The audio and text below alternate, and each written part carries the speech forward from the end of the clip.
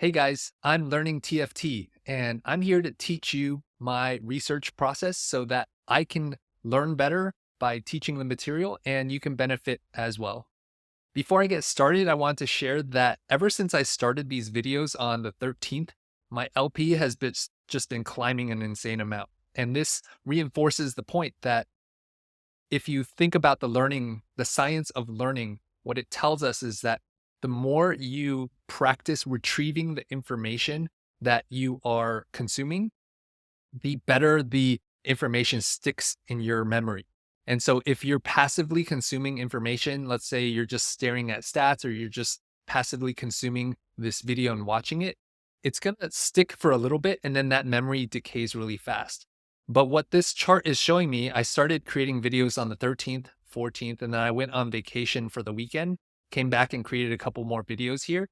What this LP graph is indicating to me is that by both doing the research itself and more specifically teaching the material to you and recording these videos, it actually helps me uh, really reinforce that information in my mind so that when I'm playing the games, it sticks way better so that I don't have to be constantly referring back to the data or referring back to this research that I put together. It also has been really useful for me to create this habit and process. I want to thank all of you for watching, especially if you've been supporting me in the comments, you've been liking the videos. That's been extremely motivating for me to keep doing this because in the past, I've struggled to create a habit out of this research process for myself. And I've known that the top challenger players uh, research a lot. Dish Soap has mentioned, I believe, in his podcast with Frodan that he stares at stats for something like 1 hour a day, and I enjoy looking at the data, but an hour a day is a little much for me, and I just wasn't able to get the motivation to do that on a consistent basis. And so I'm hoping that this process that I'm doing here can become a routine, a habit. It seems like it's working. And the other thing with learning is if you can figure out how to create a routine, a habit, a process around learning, make it fun, make it energizing for you. And part of what can be energizing, if it may not necessarily be fun in the beginning, is if you do it and then you see results, then that can be this virtuous cycle of being energizing. In my interview with Marcel P, who was ranked 2 last set, we talked about how there was a story with Roger Federer in his documentary talking about his last week leading into retirement. If you don't know Roger Federer, he's like the greatest of all time tennis player. And he was talking, they were showing a scene of him in the gym doing his last workout as a professional player. And he was sharing a story about how when he first started going to the gym as kind of an amateur player, he really hated it. But now that he's a professional going into retirement, he said he was going to miss it. And Marcel made the point that it's a lot easier to like something, especially if it's hard, if it shows you results. And so to me, this is showing me results that like, hey, this process is working. And I would encourage you, if you're interested in learning and getting better at the game over the long haul, instead of just trying to over optimize one specific comp in the short term across one patch where, you know, you can get really great at that and climb a lot in the short term. But the moment that that comp gets nerfed, you know, your LP is going to go into free fall. So if you're interested in learning over the long haul, I would suggest to you to find a process, a way of learning for you that works where you're having fun, you're enjoying, you're seeing the impact. And a big part of that is making sure that you are executing deliberate practice where you are retrieving information instead of actively or passively consuming it. That's the way you're going to reinforce learning in your brain. And that's not just true for TFT, it's just true for anything in life. So with that out of the way, I'm going to, in this video, go into specifically item performance by stage. I Meta TFT has a statistical breakdown on per stage, 2, 3, 4, 5, 6, 7, I forget how many stages they cover. But for this analysis, I just went through 2, 4, and 6, and you might not be able to see all the headers here. But the first column is item, second column is AVP, third column is stage 2, stage 4, stage 6, and then endgame win rate, as well as the frequency rate of these items. And this is all filtered at GM+. And so what we're going to do in this video is I'm going to put together a tier list based off of this data, since it's a lot easier to visualize in a tier list than just looking at the raw data itself. Just be able to synthesize information quickly, look at patterns. But this is the raw data, and I'll share this in the description below. And we're going to look at what are good early slams if you are trying to win streak, you're trying to tempo, what are good mid-game, and what are good end-game comps, and trying to figure out the balance between early, mid, late game. And then I'm going to put together an aggregate tier list that kind of is an all-encompassing item tier list that you can hopefully use in your games. So let's start off with the tier 2. This is sorted by win rate in stage 2. And I kind of bucketed it into the tiers so that we can easily see what's like a strong slam in stage 2, what's a weaker slam in stage 2. And one thing to keep in mind with all of this data going back here is that the data is going to be skewed by the frequency of play. So for example, Rageblade is one of the most, Rageblade, Bloodthirster, and Stoneplate, as well as Shojin, are the most slammed items in 53% of games. So the AVP on Guinsoo's Rageblade is 4.3. It's actually pretty low. But the reason is because it's so frequently played. So as an example, if everybody slammed a Rageblade every game, then the AVP would just be 4.5. Like it can't actually be higher than that. So it's not necessary for items that are very high play rates. Their AVP is not necessarily an indication of how strong that item is. And so I'm kind of trying to consider that in this analysis, but that's just something to keep in mind. So going back to the stage 2 items, these are going to be the strongest, and we're going to kind of talk through, I don't know if I'm going to go through every single one of them, but we're going to talk through why some of these items are so strong. So Static Shiv is particularly strong in the early game because it's a flat damage boost on every attack that gets sent out. And so going back to this data, 73% at Static Shiv is an extremely strong win rate. So if you have, let's say, Escort Quest or Prize Fighter or some augment that really rewards you for winning, you almost certainly want to slam Static Shiv. And not only is Static Shiv, well, we'll go into like kind of how these items fare as they go through the game, and that's why we'll go through the stage 4, stage 6, and kind of the aggregate analysis. So for right now, I'm just going to go through how strong it is in stage 2. Adaptive Helm is quite strong. I suspect it's particularly strong in stage 2 because, and a lot of times you're thinking about in stage 2, you usually get like 3 components after the first creep round, and then you get 1 component at the carousel for like kind of the majority of your games. That's not always going to be true because some portals, augments will shift that.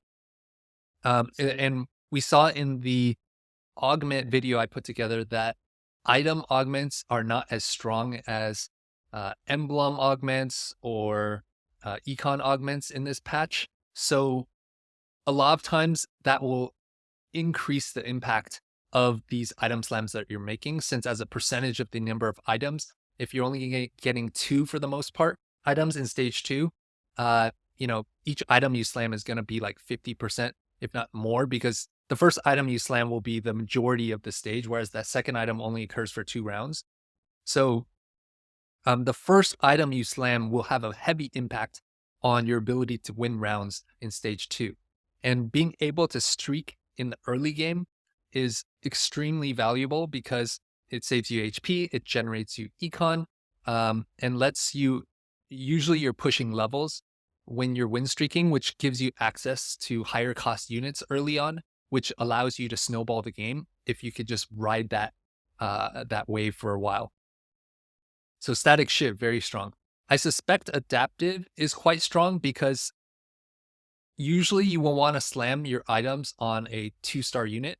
And Adaptive is extremely flexible because if you have a 2-star frontline, you could throw it on that. If you have a 2-star backline, you can throw it on that, especially if it's AP, since the back 2 rows benefits from AP and mana generation.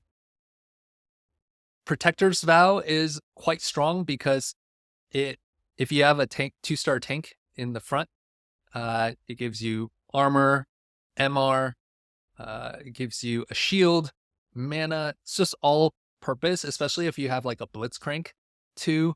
It's especially strong in the early game. Thieves Gloves, very strong if you have a 2-star unit. It's great on frontline because it gives you HP, and usually frontline will be able to take advantage of take items and carry items a little bit better than if you have like a Zoe 2 and you get, Warmogs and like a belt put on them. One thing to keep in mind though with Thieves Gloves is that it does have a high win rate in the early game, but by slamming that TG, you are decreasing the likelihood of you being able to get a fully itemized 3-item carry, 3-item tank by stage 4 or stage 5. And so while it might be good in the early game, it will probably slow you down in the mid to late game.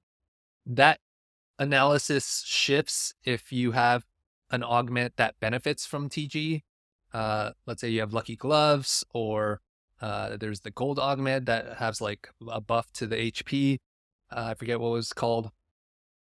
Or if you're on a portal that gives you extra item components or items, like let's say you're on an artifact anvil or completed item anvil, then that TG can be quite useful.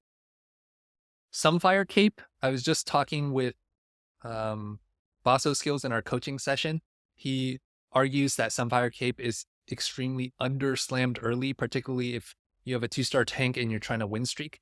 The burn in the early game, because fights are lasting a while, that damage from the Sunfire Cape can be extremely strong. Again, if you have like a Blitzcrank 2, Blitz is just like the best early game tank. If you have a Sunfire Cape on him early, he can just carry for you. And then lastly, Bramble Vest was actually at a 72% win rate behind Static Shiv. And we'll talk about Bramble later. It's actually not that great in the late game, even though in a Kalista meta where AD is very strong, Bramble's still not strong in the late game. But I suspect this is partially skewed by the augment that gives you a Bramble. But part of the reason might be similar to Sunfire Cape and Static Shiv, where Bramble deals magic damage to adjacent enemies when struck by an attack. That flat damage in the early game can be quite strong, gives you 5% max health. So again, if you have a 2-star Blitzcrank or some 2-star tank in the early game, slamming a Bramble can help you tempo. And so these are the items that you really want to think about. If you are strong, the lobby is weak, you want to try to 5-streak in stage 2, these are amazing slams in the early game. And we'll talk again at the end about the late game and which of these might not be great for the late game, and you're just kind of more so trying to play for a top 4. In tier A, we have a bunch of tank items here: Redemption, Warmogs, Dragon's Claw, Steadfast. I suspect it's if you have an early 2-star tank and any of these tank items that we talked about, a lot of the pattern here is you see a lot of tank items move like the TG here. You can see these can all be tank items, and these are all tank items. If you just happen to have a 2-star tank with one of these tank items, it could just carry you for the early game. Guardbreaker seems like it could be good just because it gives you a lot of all-purpose stats. Perhaps also because it gives you damage against shielding enemies. And one of the strongest tanks in the early game is Blitzcrank. I wonder if the reason Guardbreaker is strong in the early game is because it can counter Blitzcrank and take down a Blitzcrank. Hand of Justice, good for your melee carries. Deathblade is flat AD. So usually flat damage items, going back to Static Shiv, Bramble Vest, are good early game, but not always as good late game because they don't scale as well as, for example, like Giant Slayer, where it's going to be damage amp, percent damage amp, which is much better when you have 3 items as opposed to a flat boost, which is great when you just have 1 item. Titans and Ionic Spark are both solid in the early game. So I won't go through all of these. One interesting thing of note is that Stoneplate is lower value than all of these other tank items in the early game. I suspect, well, actually thinking about it, that a big part of that is probably because the number of enemy units is not as high. So the value that you're getting as far as the armor and magic resist per enemy targeting the holder is fewer. So you're just not getting as much value out of it. The other thing is that it's going to be much stronger when you have the multiplicative effect of having 3 item tank, kind of like the same argument of why like Deathblade is going to be better than Giant Slayer early game on an AD carry, because it's flat value, whereas this will scale. So Stoneplate is going to be much better in your mid to late game compared to, like, for example, Bramble Vest, which gives you flat benefit in the early game. All right, so you'll notice that anti-heal in the form of Morello and Red Buff is just not as strong as Sunfire Cape in the early game, probably because it's just going to be better on a tank. And then one thing that jumped out to me is that Archangel Staff and Rageblade were actually really bad, not well performing in the early game in stage 2. Which is particularly interesting because I always hear people, top challenger players, saying like, oh, Rageblade is a great early game slam because fights last for a long time, and that gives you enough time for Rageblade to scale the attack speed. And you can kind of argue that something similar would be true for Archangel Staff as well. And thinking about it more, I suspect that the reason that these aren't as good slams in the early game, purely from a win percentage standpoint in stage 2, is because they both rely on you having a strong front line. If you have a 2-star carry in the back line with a 1-star front line and no tank items on the front line, like, it doesn't matter that you have scaling attack speed or scaling AP, because your front line's going to crumble, then your carry is going to get taken out. So I suspect that as a first slam, these aren't great unless you already have like a 2-star Blitz, a 2-star Warwick, let's say, as a Vanguard frontline. Or if you're playing on a portal that gives you extra items, or let's say you have a Rageblade and then you like got Crown Guarded from an augment, or you got the Bramble augment. So like some combination of having access to extra item resources would probably increase the strength of these 2 slams in the early game. It probably, the stats don't break down like, let's say, stage 2-1 versus like 2-5. I suspect these are going to be stronger after 2-5 once you get the 2 completed items, as opposed to just having 1 completed item in stage 2-1. Because again, you want, if you have either of these slammed, the next items that you want in place are probably tank items, because that will allow your frontline to stay alive so that your backline can scale. Giant Slayer is not as good early game because you're not going to have a lot of enemies with over 1750 health. Hextech Gunblade also is not going to be as good early game because your units aren't dealing that much damage, so they're not going to have much heal effect. This gets much better as a 3rd item on a 3-item carry. Runon's Hurricane, also not very strong. I'm not exactly sure why, and it's probably also skewed by the category 5. And interesting thing of note, Quicksilver, I believe, is one of the strongest late game items, and it performs really well in the stats, but early game it sucks because you're not going to have a lot of crowd control, enemy units with crowd control. And so this is one very clear example of a great late game item that is a very bad early game item.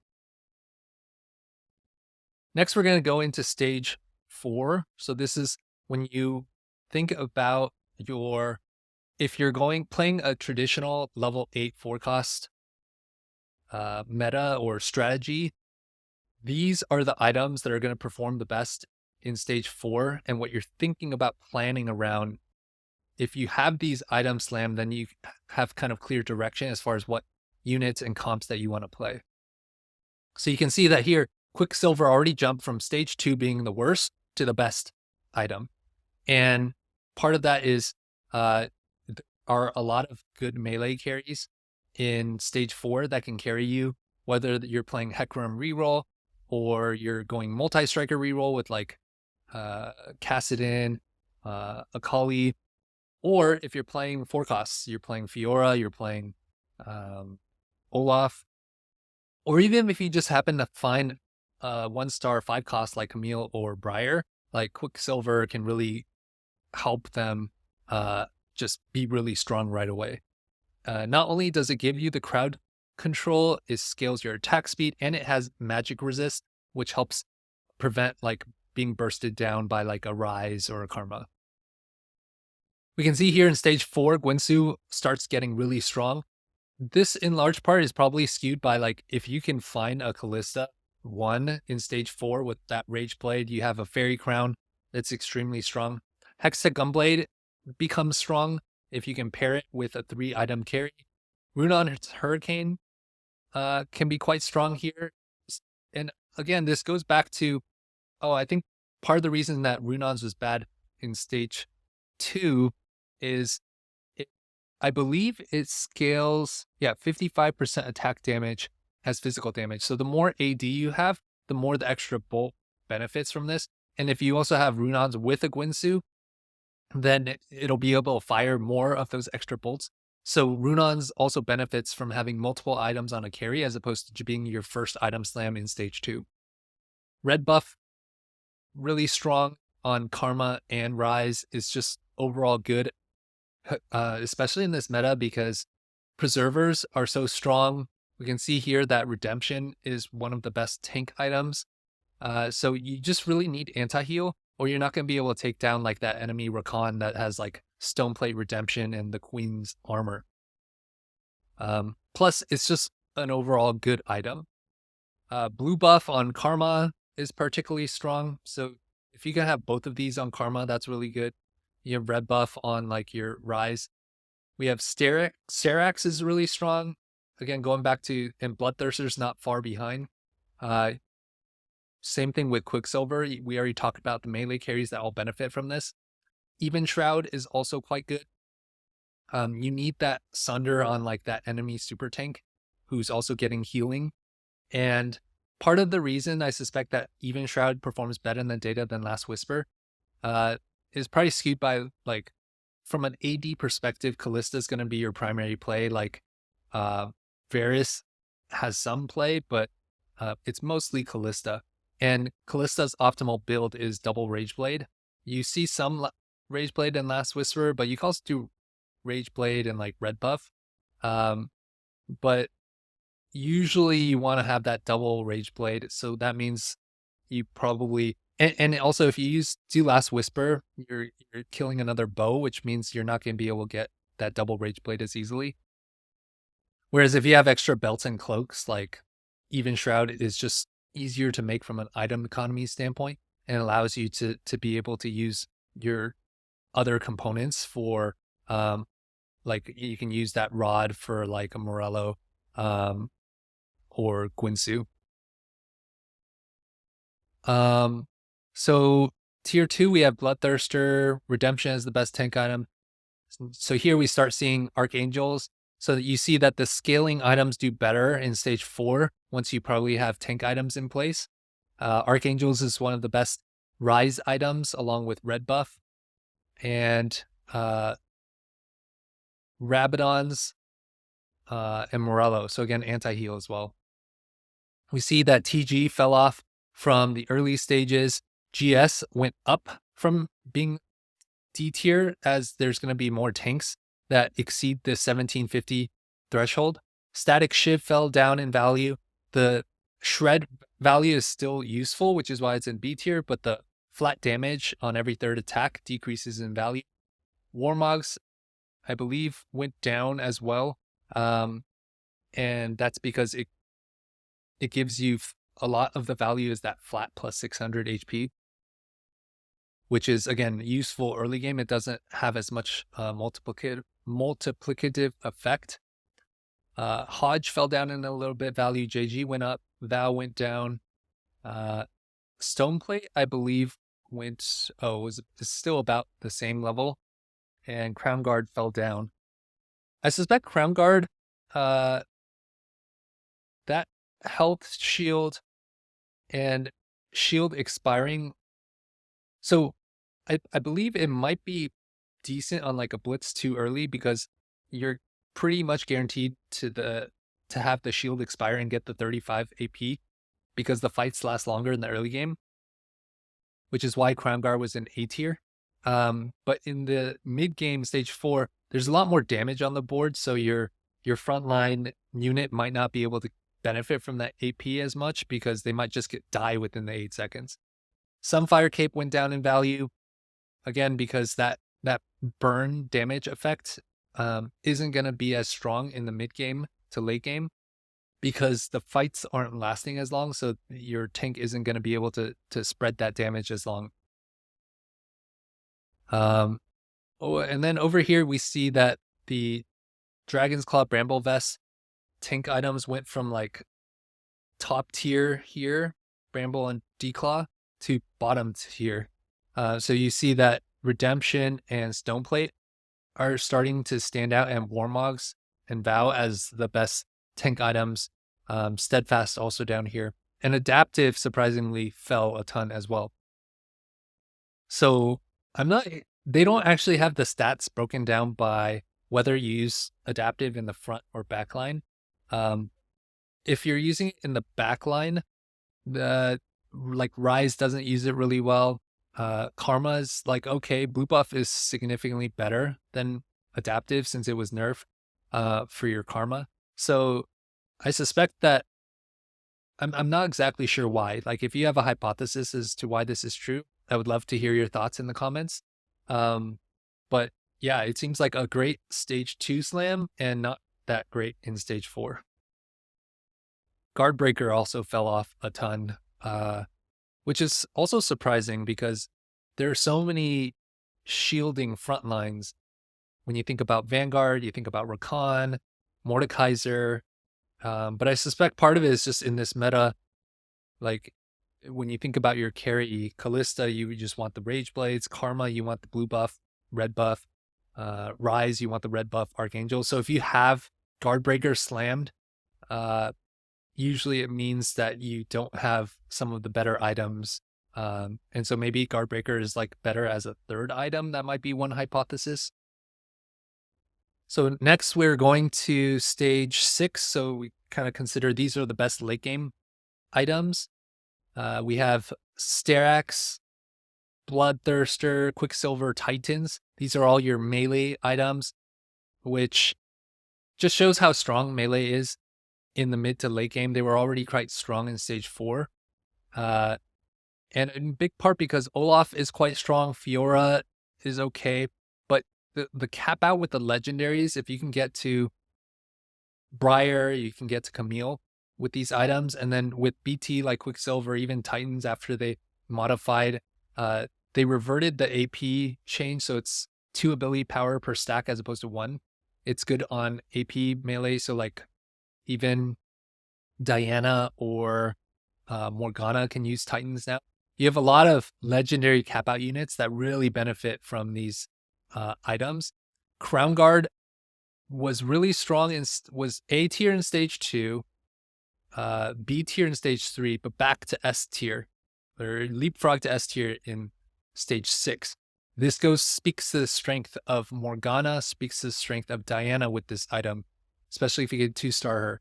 So 1, 2, 3, 4, 5 of these items are really amazing on your 5 cost legendary melee cap out units.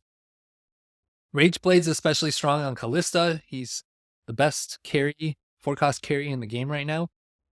Even Shroud is up here.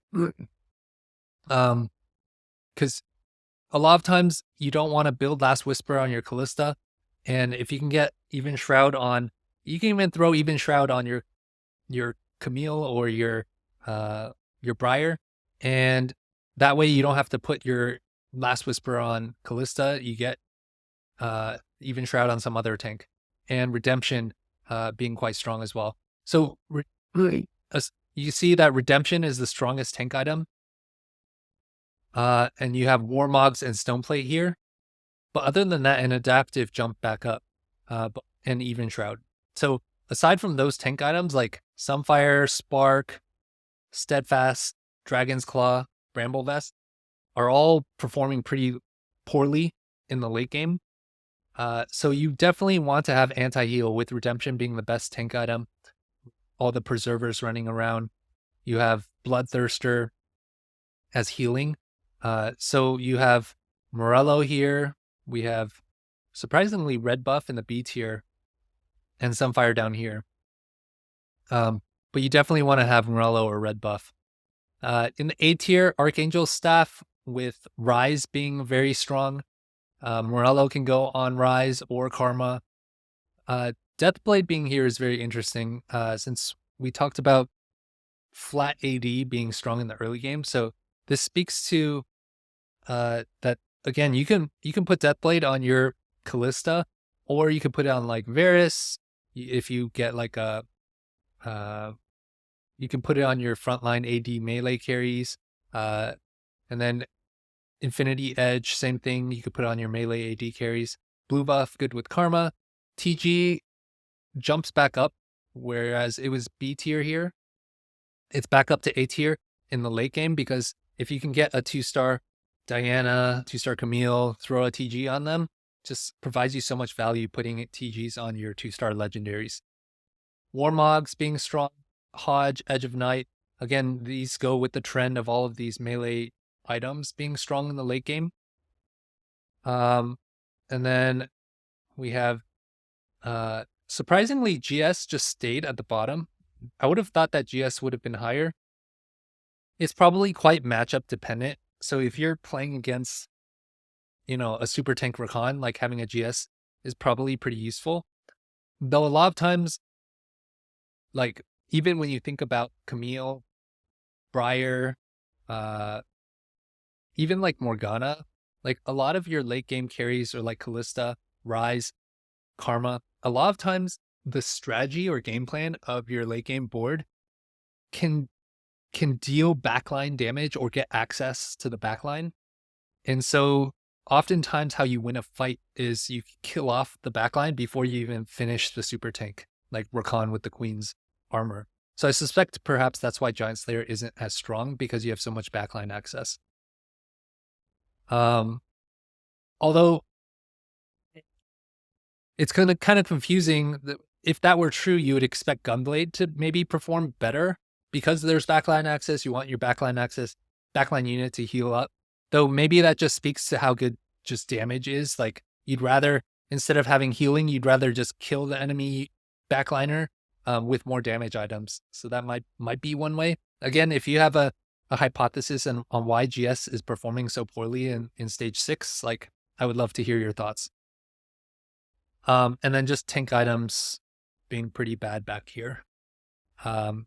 Perhaps it's tougher for these tank items down here because the meta is pretty mixed across AD and AP. And if you're investing in Bramble, then you're pretty weak to like Karma and Rise. And if you're investing in Declaw, you're weak to Kalista.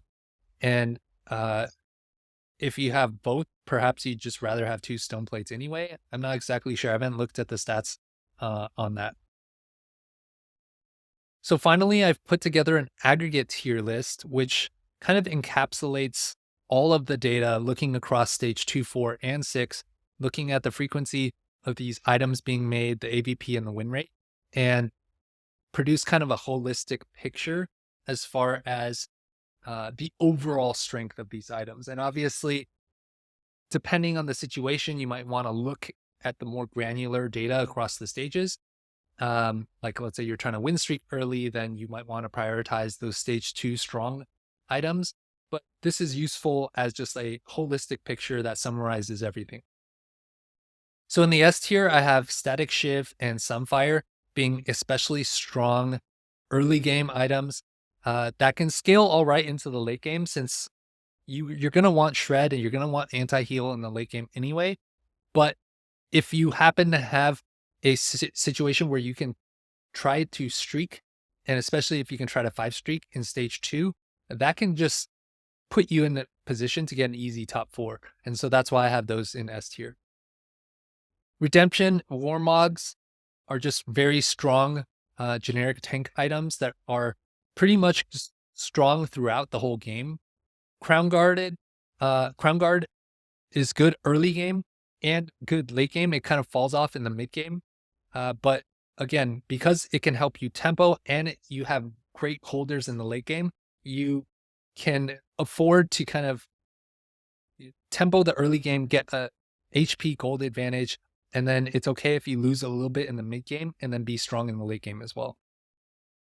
We have Sterak's, BT, QSS here. So these two are better in the early mid game. QSS is more so better mid to late game, but it speaks to the strength of the melee carries.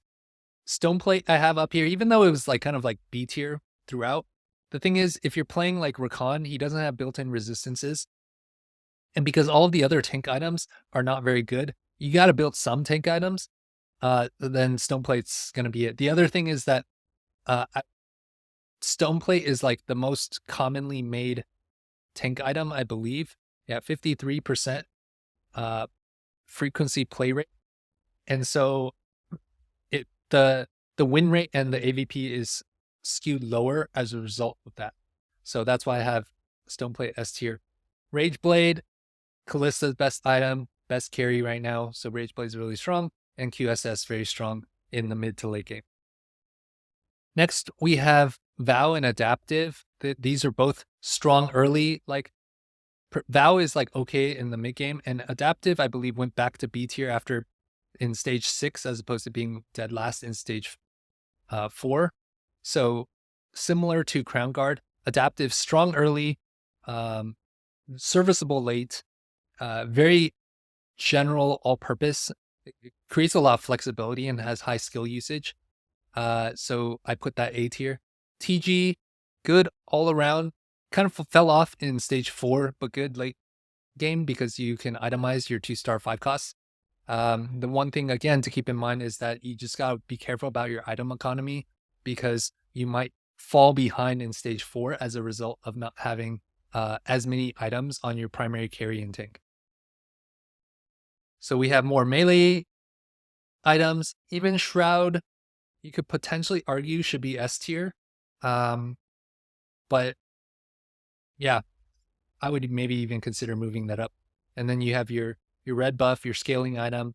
I put GS here just because it seems like GS should be best in slot against some of these super tank teams, especially if they have like a Stoneplate, Warmogs, Redemption, Rakan. But perhaps you just skip the front line, go straight to the back line somehow, and clean up the fight from there.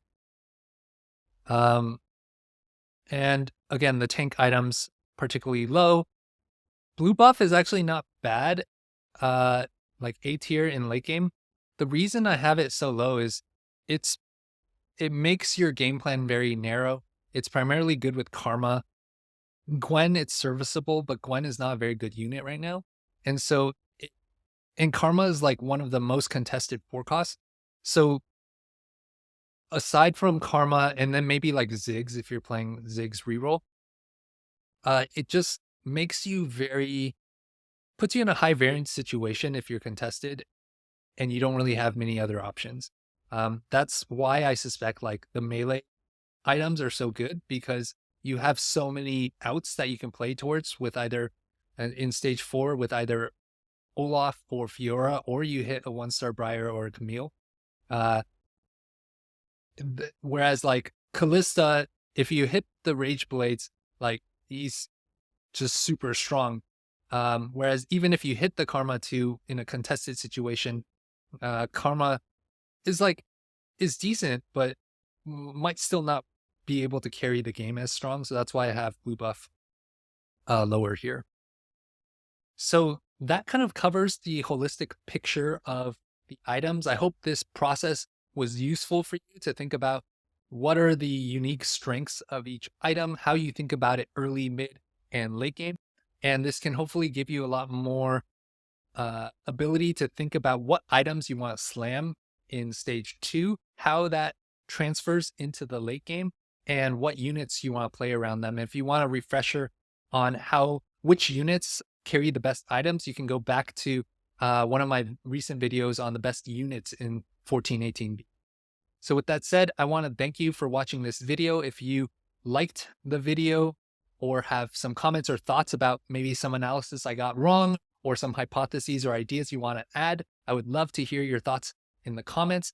And if you have other ideas on what kind of research or stuff that you would want me to dive into and share with you, please let me know in the comments.